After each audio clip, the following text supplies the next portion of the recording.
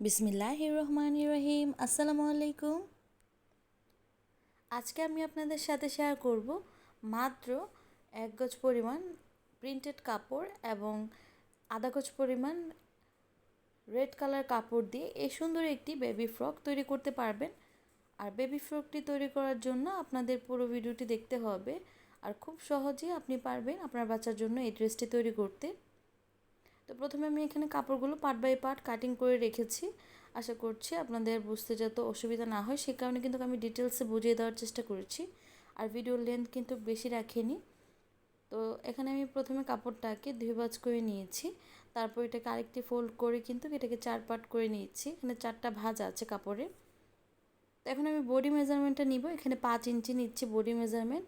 আর আমি যেহেতু 1.5 বছর বা 2 বছর বাচ্চার জন্য তৈরি করছি, সেই জন্য 4.5 ইঞ্চি নিচ্ছি পুটের মাপ।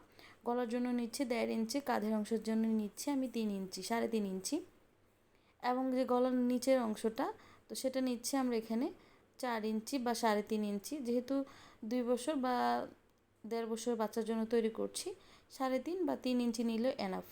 হাতার আরমোল নিচ্ছি আমরা এখানে 4 ইঞ্চি পরিমাণ।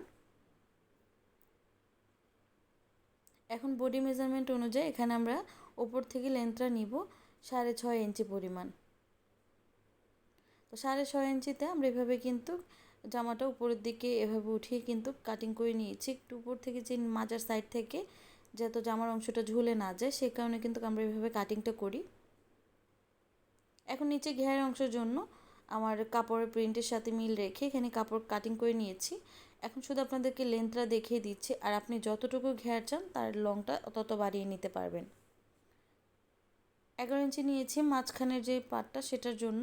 এখন আমাদের যে নিচে ঘেরের জন্য কাপড় লাগবে, তো এখানে অনেক বেশি আছে। এখানে প্রথমে 2 ভাঁজ করে কাপড়টা নিয়ে তারপর কিন্তু এভাবে রেখেছি।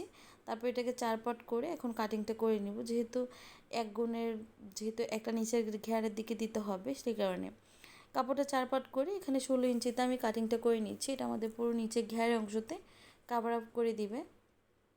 আর গলা পট্টিটা কাটার সময় যে এক্সট্রা কাপড়গুলো ছিল, তো সেগুলো দিয়ে আমরা যেই এক কালার কাপড়ের উপর আমরা এখানে পকেট ব্যবহার করব।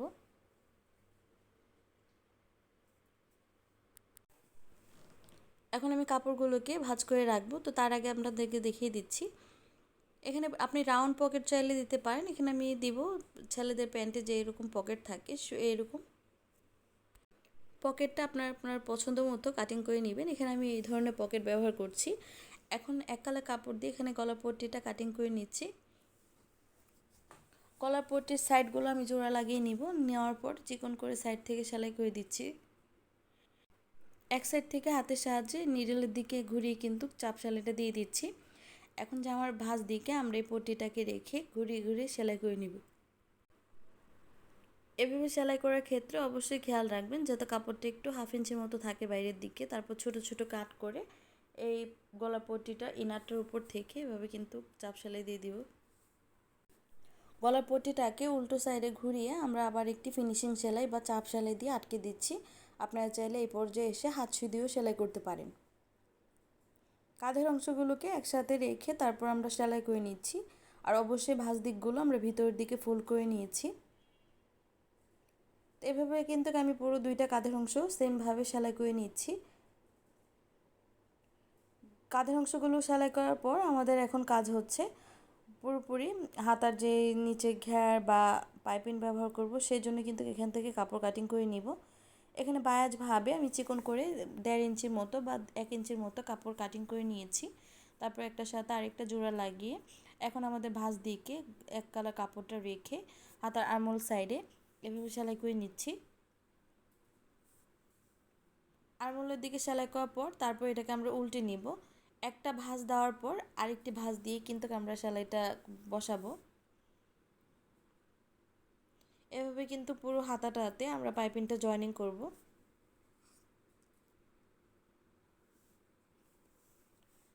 দেখতে দেখতে কিন্তু আমাদের পাইপিংটা একদম ফিনিশিংটা মাশাআল্লাহ অনেক সুন্দর এসেছে। আরেকটি হাতা তো আমরা সেমভাবে কভার আপ করে দিব হাতার যে পাইপিংটা। হয়তো বা আপনারা বুঝতে পারছেন না আমি এক কালার কাপড়টা কিসের সাথে মিল রেখে দিয়েছি।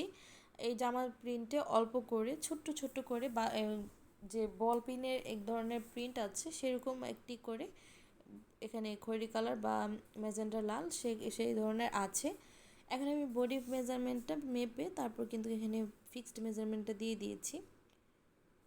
এখন লাল কাপড়টা মানে আমাদের সেকেন্ড পার্টের জন্য এখানে যে জোড়ার অংশগুলো সেগুলোকে জয়েনিং করে নিয়েছি।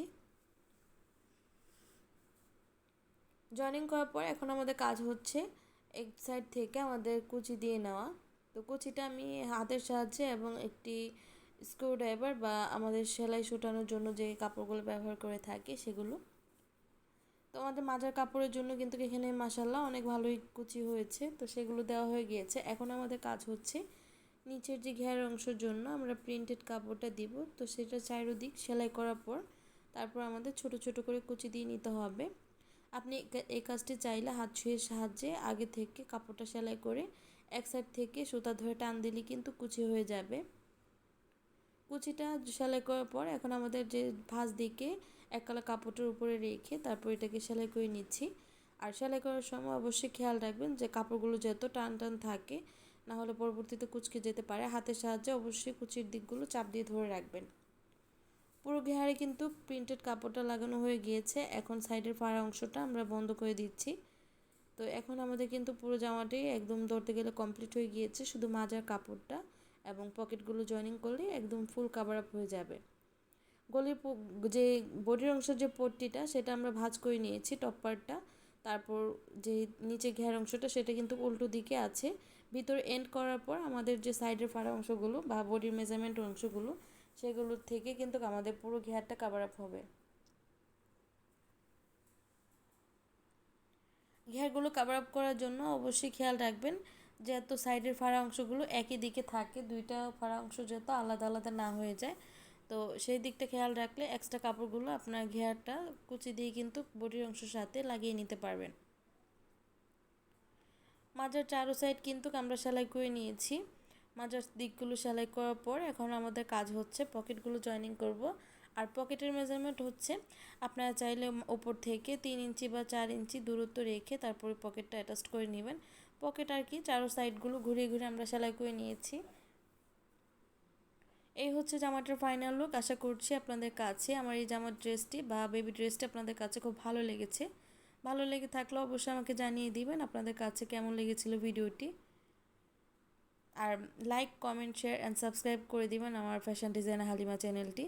আজকের মতো এখানে বিদায় নিব। সবাই ভালো থাকবেন, সুস্থ থাকবেন। আল্লাহ হাফেজ। আসসালামু আলাইকুম রহমতুল্লাহি বরকাতু।